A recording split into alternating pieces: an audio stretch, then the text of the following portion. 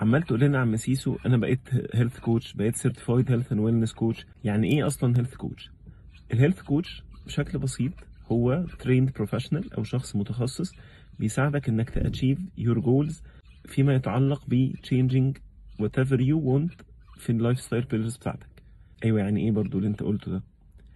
يعني باختصار، لو انت عندك اي حاجه محتاج تغيرها، حاجه عايز تشتغل عليها فيما يتعلق باللايف ستايل بتاعك انت، الهيلث كوتش بيساعدك انك تحقق الجول ده وتوصل له بشكل صحي، بشكل ذكي، وشكل متناسب مع ظروف حياتك انت والبيس بتاعك انت. يعني عدم اللامؤاخذة لما ايه يوجعني اجيلك؟ لا انت ما تجيش، انا هجيلك انا بنفسي. يعني موضوع، بص حط دي هنا وتعالى معايا انا هشرح لك. انا امتى اروح للهيلث كوتش ده؟ انا بروح للهيلث كوتش ده لو عندي مشكله في واحده من الست حاجات دي، ان انا عندي هدف فيها مش عارف احققه. اول حاجه هي الويت مانجمنت. لو انا شخص اوفر ويت وعايز اخس، الهيلث كوتش ممكن يساعدني ان انا اخس. تاني حاجه هي الفيزيكال اكسرسايز روتين.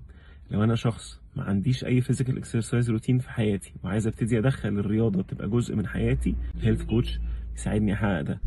تالت حاجة هي السليب مانجمنت. لو أنا شخص عندي مشاكل في النوم، مش عارف أظبط نومي بالشكل اللي مرضي بالنسبة لي أنا، الهيلث كوتش ممكن يساعدني أشتغل على ده. رابع حاجة هي الستريس مانجمنت. لو أنا شخص عندي مشكلة في التعامل مع الضغوطات العصبية اللي في حياتي، الهيلث كوتش ممكن يساعدني جدا إن أنا أعرف أتعامل مع الستريس بشكل أكثر صحة ليا. خامس حاجة هي الريليشنشيبس والكونكشنز، وإن أنا يبقى عندي علاقات صحية بنفسي وبالناس في حياتي. الهيلث كوتش ممكن يساعدني ان انا اعمل ده. واخر حاجه هي سبستانس ابيوز، حاجات اللي زي السموكينج، زي الكافيين ديبندنسي، زي الشوجر ديبندنسي.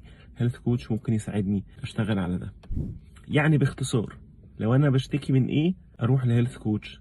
لو انا بشتكي ان انا عندي اهداف ليها علاقه بصحتي مش عارف احققها لوحدي، بروح للهيلث كوتش علشان together we work on a plan تساعدني ان انا احقق الاهداف بتاعتي دي at my own pace, celebrating my success, accepting my failures, accepting ان في مطبات هتحصل في نص الطريق، وان ده مش معناه ان انا انسان وحش او انا انسان فاشل. ده معناه ان انا انسان، والانسان جزء من علاقته بالتغيير ان هي بيبقى فيها مطبات.